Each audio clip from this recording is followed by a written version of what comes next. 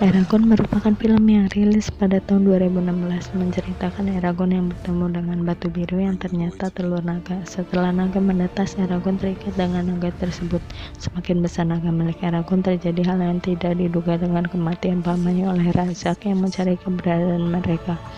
Eragon dan naga yang diberi nama Saphira kabur, bertemu belum lalu melakukan perjalanan dari Carvajal menuju Varden.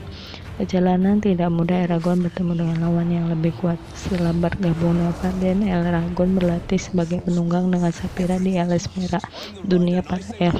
Sesudahnya kemampuannya bertambah bersama Varden, Eragon dan Saphira mempunyai tujuan mengalahkan Raja Galbatorix. Film ini diadaptasi oleh novel yang berjudul Eragon yang terdapat 4 series Eragon, Erdes, Blessing, dan Inheritance yang ditulis oleh Christopher Paolini. Pertama nonton filmnya langsung suka, begitu juga baca novelnya. Keren pokoknya cerita Eragon ini. Selanjutnya ada The Hobbit yang terdiri dari 3 film.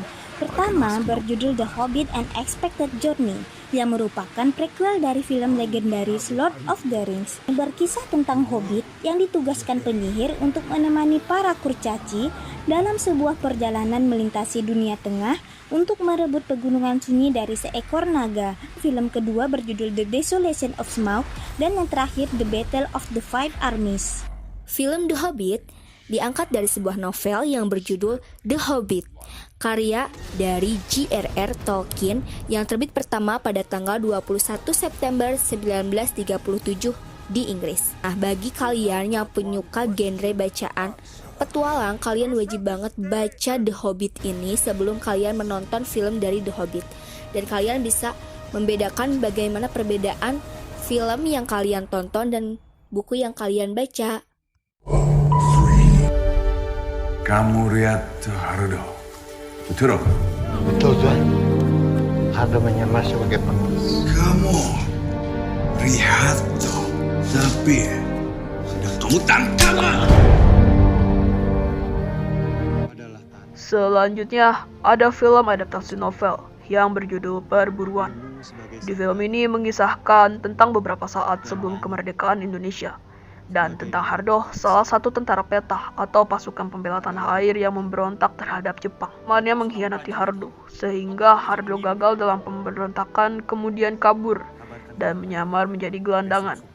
Kini Hardo harus diburu oleh para tentara Jepang. Nah, sebenarnya mayoritas pembaca novel Perburuan berkata bahwa visualisasi di filmnya tidak sebagus gambaran pada novelnya. Menurutku sendiri begitu, tetapi kita bisa juga lihat dari karakter pemeran dan lainnya, yang mana sangat cocok meski kurang tegas. Hanya saja, hal itu ditutupi dengan konflik yang bikin bingung dan greget. Menurutku, penyampaian filmnya sama seperti di dalam novel, tidak terlalu meleset jauh. Kita akan merdeka.